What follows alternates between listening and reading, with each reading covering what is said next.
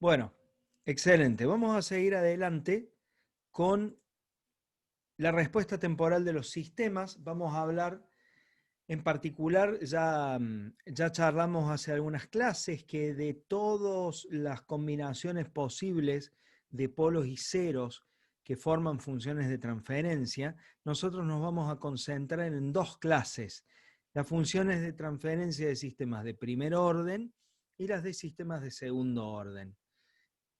Ninguna de las dos tiene ceros, y la función de transferencia de sistemas de primer orden tiene un único polo y la de segundo orden tiene dos polos. Ya estuvimos charlando un poquito de esto cuando hablamos de dominancia hace algunas clases.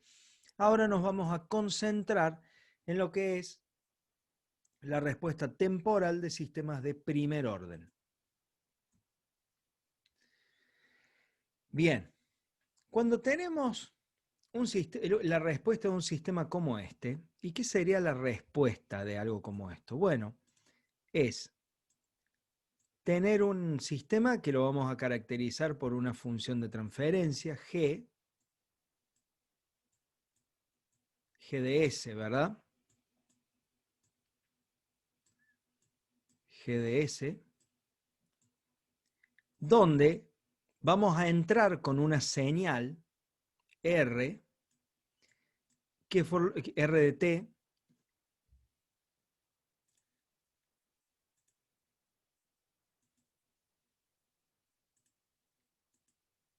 R de T, que normalmente en sistemas de control es una entrada tipo escalón, o sea, R de T es U de T, una señal escalón. Y lo que nos interesa es cómo es la salida, I de T.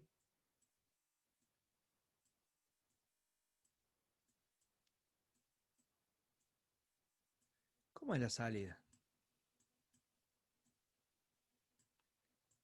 ¿Sí? Pero no nos interesa la fórmula que describe la salida.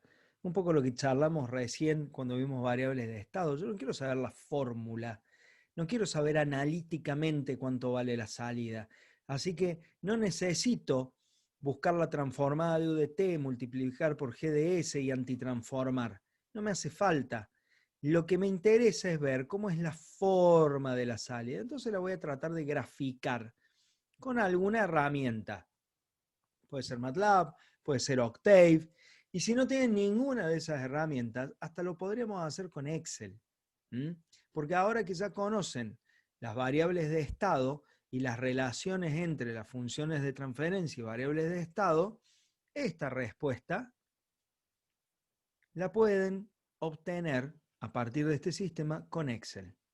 De hecho, aquellos de ustedes que cursen simulación conmigo o que hayan cursado simulación conmigo, lo van a hacer o lo han hecho. De acá, esta respuesta genérica o a esta respuesta genérica la vamos a dividir en dos partes.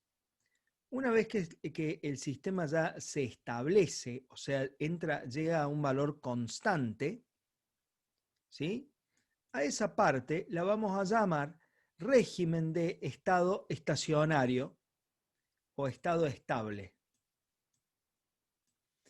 Y antes de llegar a eso, lo que ocurre antes de llegar a eso, lo llamamos transitorio. Régimen transitorio o estado transitorio. Y acá es donde entra esto de sistemas de primer orden o de segundo orden, porque dependiendo de cuántos polos tiene el sistema y dónde están ubicados, es que esta parte, el transitorio, va a cambiar y se va a modificar. ¿Cómo determinamos cuándo se divide esto? ¿Cuándo terminamos de, eh, de transitar justamente por esta parte de la respuesta que es más dinámica y tiene más variaciones y llegamos al estado estable? Bueno, decimos que el sistema entra en estado estable cuando la salida del mismo entra a una banda del más menos 2% del valor de régimen y no vuelve a salir de ella. Entonces, si yo dibujo acá una banda del más menos 2%, Perdón, profe, ¿puede repetir eso que dijo? sí,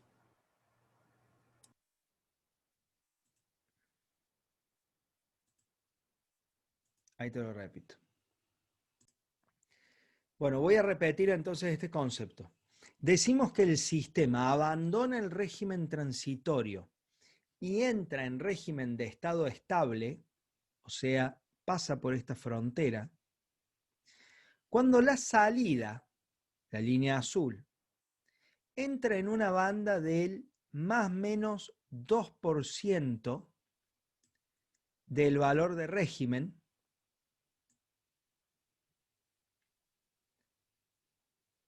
y ya no vuelve a salir de ahí. En ese momento decimos que el sistema se estableció. O sea, en este gráfico que tenemos acá, como el valor de régimen es 1, el sistema se establece alrededor de 1, el límite inferior de esta banda es 0,98 y el límite superior es 1,02.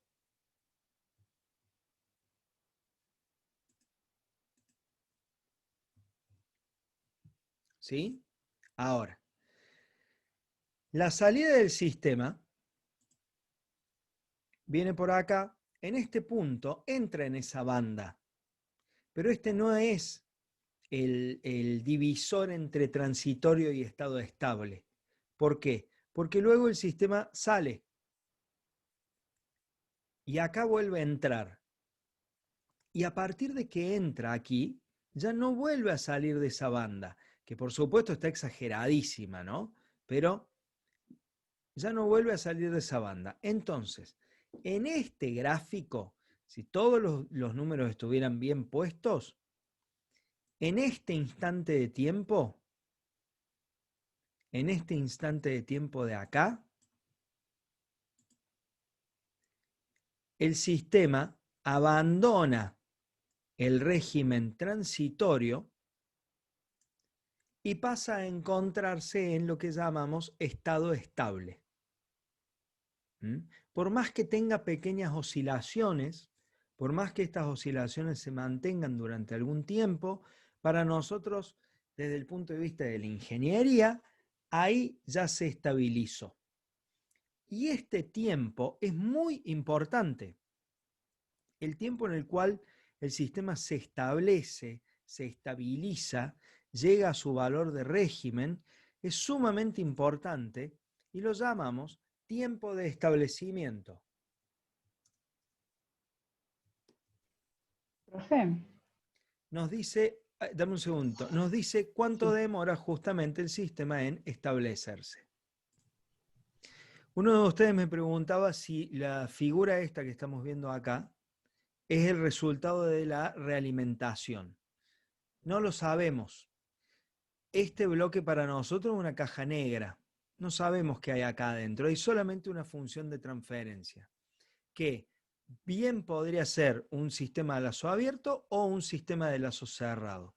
Lo que vamos a estudiar sobre la respuesta temporal de sistemas de primer y de segundo orden es válido tanto para sistemas de lazo abierto como para sistemas de lazo cerrado.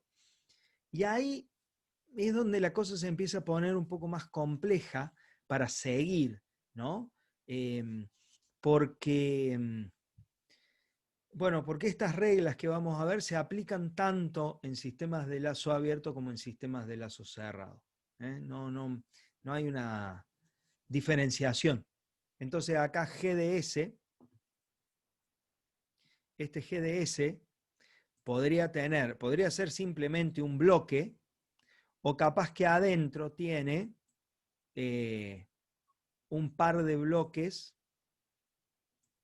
así en cascada y realimentados.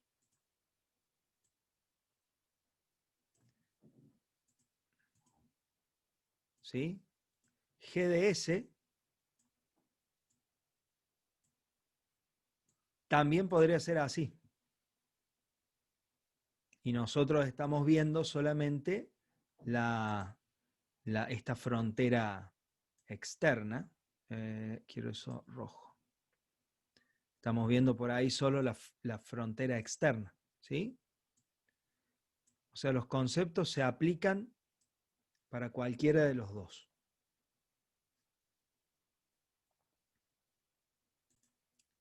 Normalmente, ¿cómo sabemos si un sistema está trabajando a lazo abierto o a lazo cerrado? Mirando las unidades en las cuales se mide la salida y la entrada.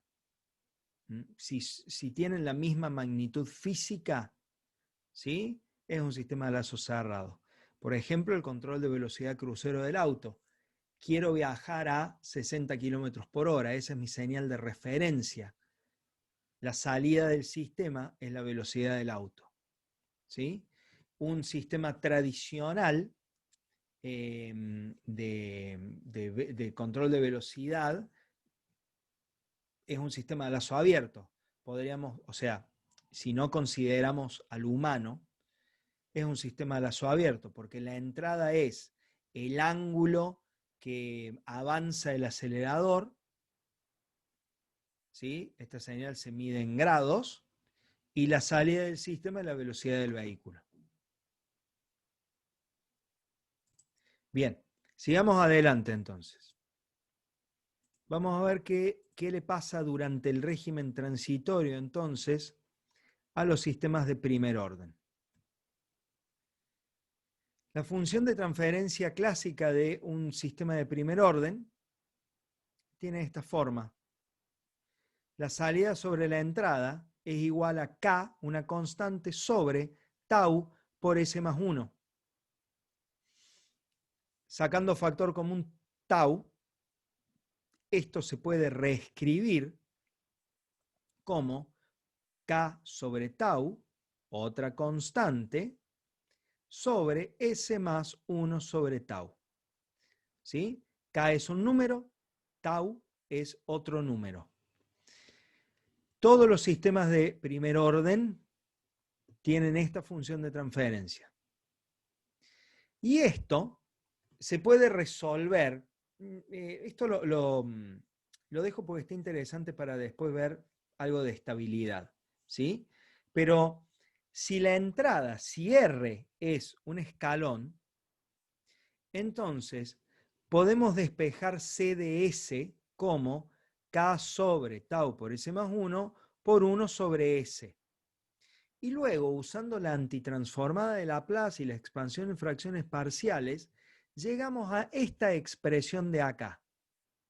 La salida del sistema C de t tiene la forma de una constante K por 1 menos E a la menos t sobre tau por U de t. T, el tiempo. Entonces, fíjense, la salida de un sistema caracterizado por una función de transferencia de primer orden siempre tiene la forma de 1 menos una exponencial negativa. Ahora, ¿qué pasa cuando el tiempo t es 0? A ver, vamos a dibujar.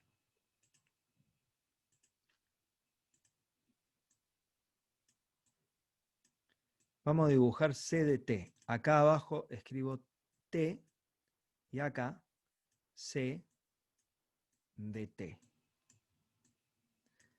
Entonces, ¿qué pasa cuando el tiempo es 0? Cuando el tiempo es 0, e a la 0 es 1, 1 menos 1, 0. Por lo tanto, c de t arranca acá. ¿Y qué pasa cuando el tiempo tiende a infinito? Cuando el tiempo tiende a infinito, como esto es una exponencial negativa, este número tiende a 0. Por lo tanto, cuando el tiempo t se hace muy grande, esto es 1 menos 0. Por lo tanto, llegamos a 1 multiplicado por k. Así que si acá está el valor de k, la salida de nuestro sistema se termina estableciendo en ese valor. ¿Y qué pasa al medio? Bueno, al medio tenemos la diferencia entre una constante y una exponencial negativa, que tiene una forma más o menos así. Se puede demostrar que en 4 veces tau, 4 veces la constante de tiempo, se llega al 98% del valor final. O sea, que a este punto, que vale 0.98 por K, se llega en 4 de estas tau. ¿Y qué ocurría? ¿Qué vimos que ocurría recién cuando un sistema llegaba al 0.98% de su valor de régimen? Si no sale de la banda del más menos 2%, decimos que se establece. Por lo tanto, en 4 tau, en 4 constantes de tiempo, este sistema se establece. Así que el tiempo de establecimiento de los sistemas de primer orden es 4 veces este valor de acá. Por eso a ese valor se lo llama constante de tiempo. ¿Y a qué valor se establece? ¿Cuál es la amplitud de esta salida? Bueno, de esta ecuación vemos que la amplitud va a ser el valor de K. Acá se lo llama ganancia. Perfecto, Joaquín. Acá se lo llama ganancia. Entonces, con estos dos parámetros, la constante de tiempo y la ganancia, tenemos caracterizada la salida de nuestro sistema de primer orden.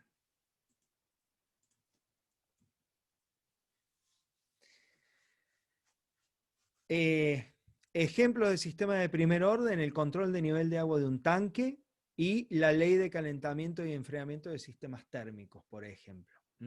Control de nivel de agua, bueno, y esta otra ley de acá. Y fíjense cómo, vieron que recién hablamos de si estas curvas, si esta curva representaba a un sistema de lazo abierto o de lazo cerrado. Bueno, miren, acá tenemos la representación de un sistema a lazo cerrado de primer orden y un sistema a lazo abierto de primer orden. Lo que estudiamos recién de la respuesta es válido para cualquiera de los dos.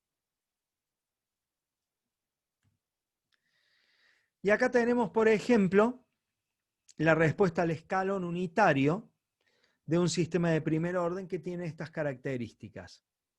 GDS es 1.35 sobre 10S más 1.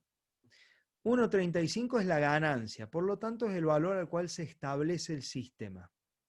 La constante de tiempo es 10 segundos, así que el tiempo de establecimiento va a ser 40 segundos, 4 tau. Y también se puede demostrar que el sistema llega al 99% del valor de régimen, a prácticamente el 100%, en 5 tau. ¿Sí? Esto es importante para cuando uno hace el proceso inverso a este que estamos haciendo ahora, que es la identificación.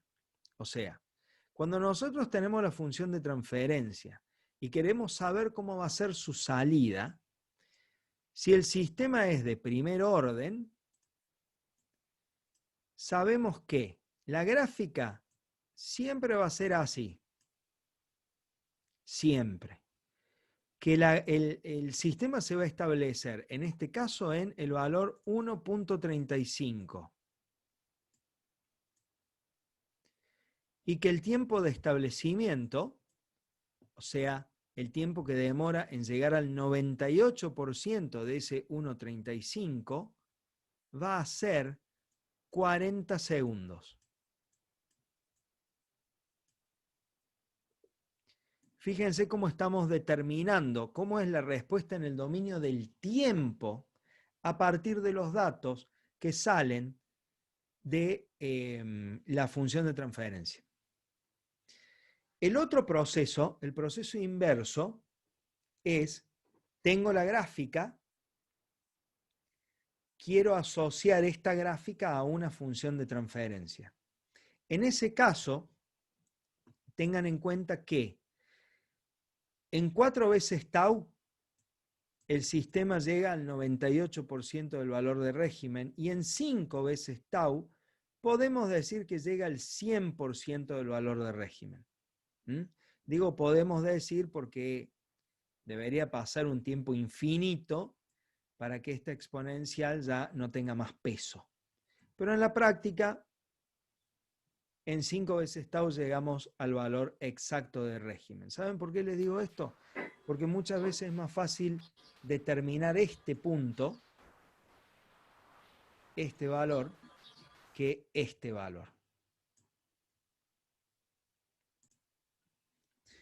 Ahora bien, recién me preguntaban, siempre que tengamos un sistema caracterizado por una función de transferencia de este tipo, ¿en la respuesta temporal va a ser estable?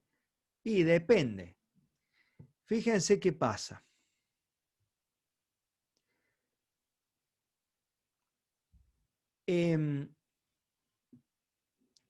Vamos a verlo en este caso.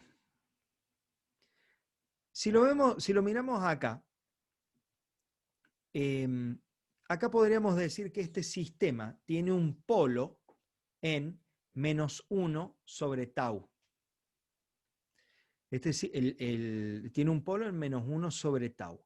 Por lo tanto, tau es un número positivo, el polo es negativo. El polo tiene parte real negativa.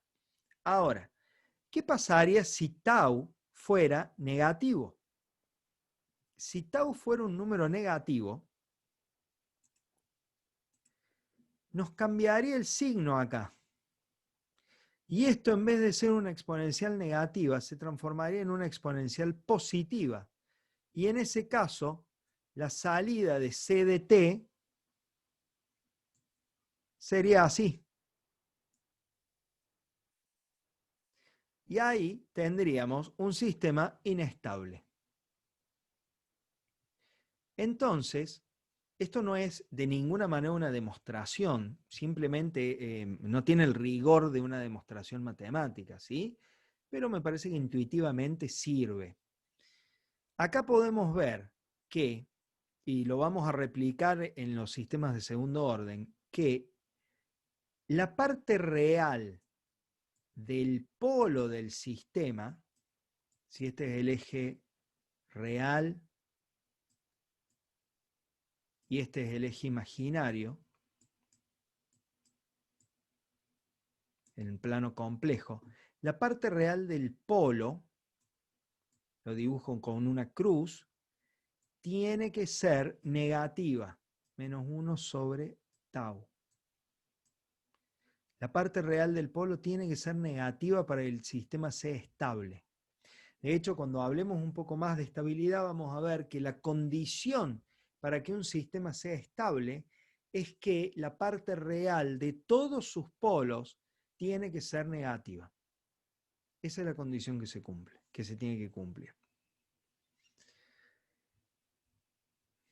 Bien, acá tenemos, por ejemplo, vamos a ver estos gráficos y con esto ya terminamos. K puede ser positivo o negativo, da lo mismo. Un K negativo lo que va a hacer es que la curva, en vez de ir para arriba, vaya para abajo. Pero vas a obtener lo mismo, no importa. O sea, el sistema va a seguir siendo estable. Vos podés tener una salida negativa y estable, no hay ningún problema.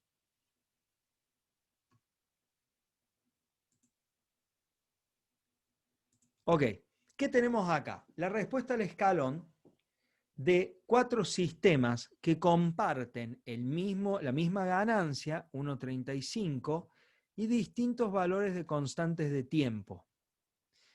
La azul, la constante de tiempo es 1, por lo tanto este sistema se establece en 4 segundos. La verde es 5, por lo tanto se establece en 20 segundos. La roja es 10, por lo tanto se establece en 40 segundos. Y la cian, verde agua, turquesa. La turquesa es 15, por lo tanto se establece en 60 segundos. Siempre al mismo valor. Y fíjense qué les ocurre a los polos de estos sistemas si nosotros los dibujamos sobre el plano complejo. Acá tenemos el eje real y el eje imaginario, ¿sí? Fíjense qué pasa. A medida que la respuesta temporal del sistema se hace más lenta, nos venimos del azul al turquesa, el polo está cada vez más cerca del eje imaginario. Entonces, nuestros sistemas son cada vez más rápidos mientras más alejados tengan los polos del eje imaginario. Este concepto lo podemos asociar al de dominancia, al de polos dominantes, del cual hablamos hace unas clases. Veamos ahora qué pasa si mantenemos tau constante y movemos K, la ganancia. Acá tranquilamente podría haber puesto una ganancia negativa y la gráfica en vez de ir para arriba habría ido para abajo. ¿Sí? Y el sistema sigue siendo estable. ¿Qué tenemos acá? Respuesta al escalón de sistema de primer orden con tau constante. ¿Cuánto es el valor de ese tau? Y si el sistema se está estableciendo en 40 segundos aproximadamente, entonces tau tiene que valer 10. Por lo tanto, el polo es menos 1 sobre 10, menos 0,1. Y el polo es el mismo para todos los sistemas, por eso los vemos acá superpuestos a todos. ¿Qué pasa con la respuesta cuando variamos la ganancia? Bueno, siempre demora lo mismo en establecerse, pero llega a valores de régimen diferentes. Por ejemplo, para el valor azul K vale 0,2, para el verde 0,5, para el rojo 1, para el turquesa 1,4. Entonces acá notamos cómo está claramente diferenciado el efecto de la ganancia del de la constante de tiempo para la respuesta temporal.